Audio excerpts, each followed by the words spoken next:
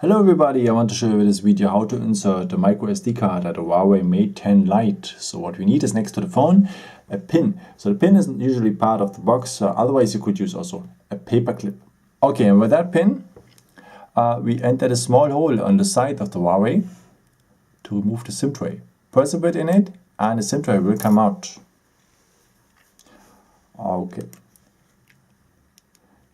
Usually you have already inserted a nano SIM card on the top. So, and the microSD card you will put like this on the second position and has to look like that. Contacts are below. Okay.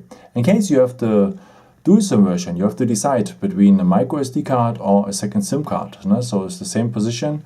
So if you want to have a microSD card, so you can use it with just one SIM card.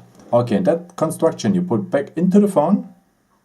Be carefully because the cards can easily jump out like this. And it is inserted. Okay, I hope I could help you with this video and answer a question, and maybe if you want you can leave me a nice comment or give me a thumbs up. It's always helpful for my videos. Thank you so much for watching this, and maybe until next time. Ciao!